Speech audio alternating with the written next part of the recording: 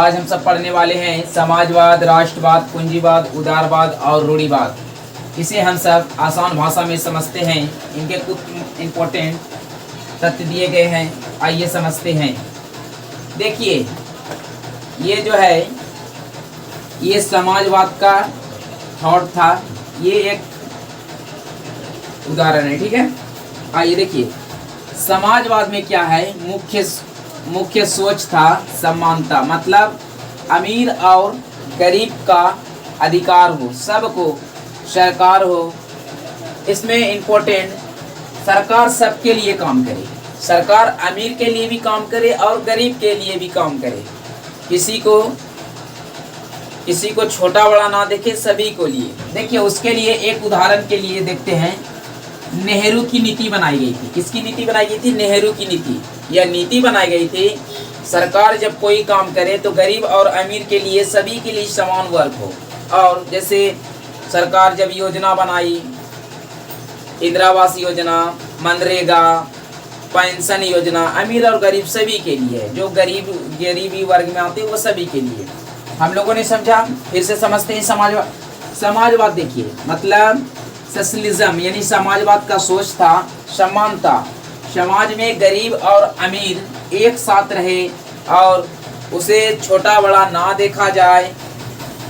देखिए, सरकार सबके लिए काम करेगी, सरकार अमीर के लिए भी काम करेगी, गरीब के लिए भी काम करेगी। जो भिखारी है, जो राष्ट्रपति है, प्रधानमंत्री है, जो सरकारी, ये सभी के लिए काम करेंगे। सरकार जो है केंद्र है देश का। ये नीति किसने बनाई थी? हमारे पंडित जवाहरलाल नेहरू, भारत के प्रथम प्रधानमंत्री ने समाज की नीति बनाई कि अमीर के लिए और गरीब के लिए, सभी के लिए एक योजना बनाए। अगर सरकार कोई भी नीति लागू करती है, सरकार गरीब पर भी लागू हो और अमीर पर भी लागू हो, ठीक है। आइए, हम लोगों ने समझा राष्ट्रवाद में क्या है, हमारी मुख्य सोच होनी चाहिए देशभक्ति। कुछ भी हो, जैसे हमारे देश की भाषा, हमारे देश का कल्चर, हमारे देश की पर्यटन सिटी, कोई भी टूरिस्ट प्लेस हो, कोई भी हो, ये हमारे देश की कल्चर है, सांस्कृतिक है। और कोई भी पूछे, कंट्री इज फर्स्ट, ओके, देश सर्वोपरि है, मतलब मेरा देश सबसे पहले है। राष्ट्रवाद की भावना क्या बताती है कि मेरा देश सबसे पहले है। स्वतंत्रता संग्राम, मतलब उसे सभी चीज की आज़ादी है, लेकिन देश के विरुद्ध ना बोले। अगर कुछ गलत बोले तो उसके लिए देश में कानून है, ठीक है।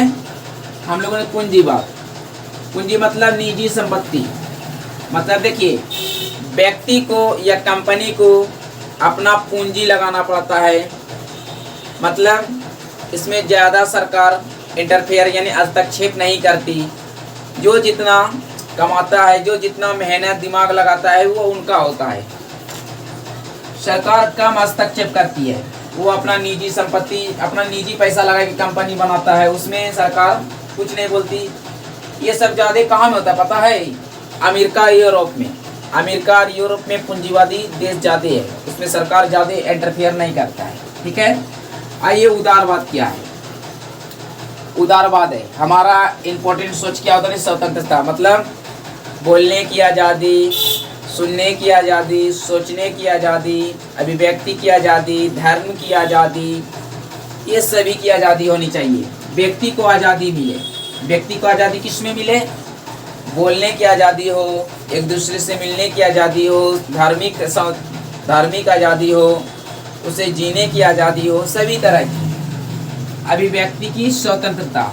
ये सब अभी जो बात की है वो हो गया रूढ़िवाद, माने परंपरा, मतलब हिस्ट्री से जो चलता आया है कि ये सब कल्चर है कि जब वो पुराने समय में जो कल्चर बना था कि उसके रूढ़िवादी लोगों का कहना था कि धर्म धीरे धीरे बदले, मतलब एक लेयर से दो से तीन, जैसे देखते हैं ना, कोई भी सरकारी नौकरी होता है, छोटा से लेके बड़ा आता है, उसी तरह रूढ़िवादी में भी होता है। पुराने मूल्य बनाए रखें, मतलब अपनी पुरानी परंपरा को बनाते हुए चले, बदलाव करें लेकिन पूरा परंपरा को बनाते हुए चले। पारंपरिक समाज यानी ट्रेडिशनल समाज, धीरे धीरे बदलाव करें, ठीक है। आज हम लोगों ने समझा समाजवाद में क्या है, क्या कौन से सोच है, कौन सी विचारधाराएं हैं, मतलब 5 को पढ़ें। समाजवाद, राष्ट्रवाद, पूंजीवाद, उदारवाद, रूढ़िवाद।